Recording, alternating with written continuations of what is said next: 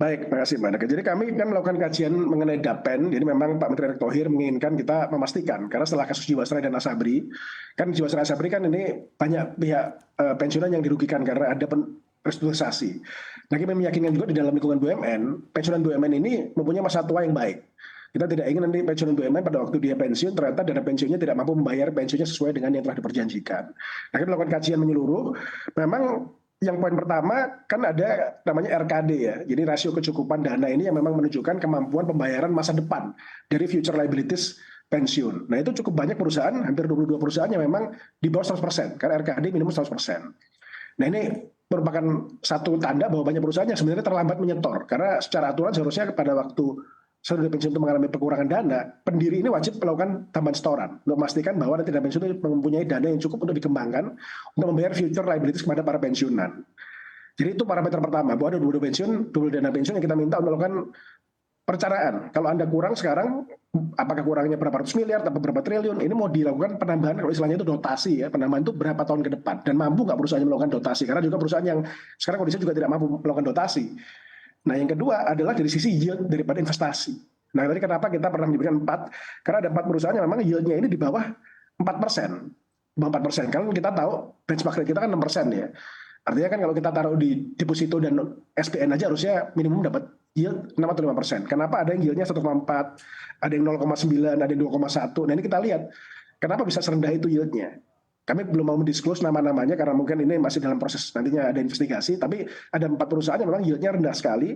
Nah, kita akan melihat apakah ini karena salah investasi yang sifatnya business judgment rule, atau memang ada penyelewengan. Nah, kalau di case-nya Pelindo itu yieldnya hanya 1,4%, dan terbukti memang ada penyelewengan. Maka sekarang sudah ada kasus yang meluncur di Kejaksaan Agung. Jadi kita akan melihat, tadi yang pertama adalah setiap dana pensiun yang RKD di bawah 100% harus menyusun rencana kerja untuk melakukan top up sampai dengan mencapai 100% lagi. Yang kedua adalah yang yieldnya jauh di bawah, ini harus melakukan penelitian dan investigasi karena yieldnya rendah. Kalau yieldnya yang di bawah SBN harus melakukan optimalisasi. Nah, optimalisasi ini salah satunya adalah nanti menggabungkan nanti investasinya melalui AFG supaya nanti terkoordinir dan mempunyai satu pola investasi yang mempunyai resiko maupun return yang optimal, dan kami benar-benar bisa memantau instrumen apa saja yang dibeli dan melakukan investasi. Baik, Pak Tiko, kalaupun ada penyelewengan ataupun ada pengambilan kebijakan yang salah sehingga memang keuntungannya tidak maksimal begitu, selain menempuh jalur hukum, perubahan struktural apa yang mungkin akan dilakukan di DAPEN-DAPEN ini? Iya, jadi ada 3 Mbak ya yang memang kita harus perhatikan selalu di DAPEN. Pertama ini sebenarnya kan manfaat kepada para pensiunannya sendiri. Kalau Mbak ingat di kasus Jiwasraya kita harus lakukan perubahan manfaat ya, karena memang kadang-kadang tidak mampu lagi manfaat itu dikejar. Jadi memang kita ingin mereview sebenarnya manfaat ini mampu nggak di-deliver oleh kondisi DAPEN yang sekarang. Tentunya ini nanti agak kompleks karena setiap tahun tuh para DAPEN ini bersama dengan pendirinya harus negosiasi dengan para pekerja melalui konsep tanda tangan PKB, perjanjian kerja bersama. Dan ini terus setiap tahun dengan serikat buruh di masing-masing BUMN ini. Dan kita harus memastikan bahwa janji kepada manfaat ini harus sesuai dengan kondisi dari pensiunnya. Jangan sampai mereka memberikan janji yang berlebihan, ternyata pendanaannya tidak mampu mencapai janji itu. Nah, ini tugas dari manajemen memastikan pada waktu mereka memberikan janji, memberikan benefit masa depan kepada para penerima pensiun ini, memang mereka punya kapasitas untuk melakukan pendanaannya. Jadi itu poin satunya. Poin kedua adalah sekarang kecukupan dananya sendiri. Setelah dilakukan actuaries calculation, dari sisi neraca sekarang, asetnya sekarang seperti apa, kita melihat future liabilities-nya, ini memadai nggak dana yang sekarang ini? Dan itu ada perhitungan aktuarial yang digunakan untuk melihat kecukupan dana sekarang ini kalau dikembangkan dengan bunga aktuarial tertentu, apakah itu 7%, 8%, mencapai nggak? Gitu. Nah, ini akan kita kaji semua. Yang poin ketiga adalah kebijakan akuntansinya, kebijakan investasinya. Dia boleh investasi berapa persen di SBN, di equity, di direct investment.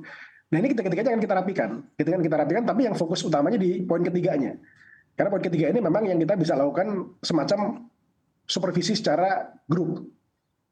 Pasti masing-masing harus punya tujuan masing-masing, tapi kalau nanti kita satukan di satu tempat, misalnya nanti investasinya melalui AFG, tentunya kita bisa supervisi secara grup supaya nanti instrumen keuangan mana yang dibeli dan investasikan, benar-benar instrumen yang memang kita anggap itu secara risk return optimal. Nah, ini yang kita akan arahkan ke depan bertahap tentunya, karena kita tahu maturity dari dana pensiun beda-beda, ada yang sehat, ada yang kurang sehat, ada yang sangat tidak sehat. Nah, ini bertahap kita arahkan ke sana dan kita melihat benchmark di negara lain memang terjadi penggabungan untuk investasinya ini. Baik, bagaimana dengan opsi pengambil alihan Dapen lewat IFG? Seperti apa pertimbangannya dan bagaimana secara mekanisme nanti ini bisa dilakukan? Jadi Pak Andaka mungkin saya koreksi sedikit, jadi ini bukan pengambil alihan oleh IFG ya. Jadi mereka tetap, karena secara hukum yang ada itu adalah penerima manfaat, yaitu pensiunan, kemudian ada pendiri, itu perusahaannya, dan ada dana pensiunnya. Nah ini sebenarnya secara organ mereka ini terpisah dari korporasi, sehingga kami di Kementerian BUMN tidak bisa menyatukan. Secara ini harus masing-masing harus secara sukarela. Mereka bersama-sama menyatakan mereka ingin bersatu. Nah ini kita sedang diskusi. Tapi yang kita lakukan di tahap satu bukan itu. Yang kita lakukan di tahap satu adalah menyatukan dana investasinya. Karena ini boleh, nanti misalnya IFG membangun beberapa fund atau reksadana, nah mereka investasi dari reksadana ini. Jadi dana pensiun tetap terpisah, tapi investasinya bisa disatukan di dalam satu fund atau reksadana yang dikelola oleh IFG. Jadi kami lebih mengarahkan kepada yang kebijakan kedua, sehingga nanti ini tadi tujuannya adalah kita bisa mengontrol supervisi terhadap kualitas investasi dan jenis instrumennya gitu ya. Tapi kalau penyatuan datanya ini terus terang masih mungkin jangka menengah jangka panjang. Di dalam Undang-Undang P2SK sudah ada celah untuk itu, tapi ini bukan, tidak bisa dengan top down, harus sukarela, dan masing-masing Dapen mereka menyatakan mereka ingin bergabung sendiri, bukan dengan arahan dari kami. Demikian, Mbak. Baik, Pak Tiko, kalaupun akan dikelola oleh IFG seperti yang tadi Anda sampaikan ini, apakah jumlahnya akan 8 Dapen saja atau berapa Dapen kira-kira yang akan dikelola? Ya, kami tadi kan waktu itu sudah launching ada 8. Nah, ini kan ada 22 X yang kita teliti. Harapan kami ke depan mungkin dalam 1-2 tahun mungkin ya sekitar 20-30 dana pensiun bisa bergabung di sana ya. Karena kami melihat gini Mbak juga, kan Dapen ini kan skalanya ada yang menengah kecil ya. Dan karena mereka menengah kecil, mereka tidak mampu membayar direktur investasi yang baik. Jadi daripada mereka harus punya overhead dari direktur investasi, harus punya perangkat IT yang memadai untuk menjaga investasinya, kan lebih baik mereka outsource dengan melakukan penggabungan di dalam pengelolaan di IFG ini. Nah kita sedang kaji di skala mana memang ini mereka lebih baik melakukan outsource atau melakukan penggabungan investasi di IFG. Ada yang sudah besar sekali dan memang sudah mampu, beberapa dana pensiun itu skalanya besar sekali, sampai puluhan triliun, dan mereka memang kinerjanya baik, kita tidak paksa juga. Artinya mereka dengan skala dan dengan yield-nya, artinya mereka mampu melakukan sendiri, kita tidak akan paksa juga. Tapi kalau yang kecil, kemudian kinerjanya jelek, daripada mereka harus investasi, harus membayar orang, kenapa enggak? Jadi ini kita akan pilah-pilah, tapi dugaan saya mungkin 1-2 tahun ke depan, mungkin sekitar 20-30 akan bergabung di IFG.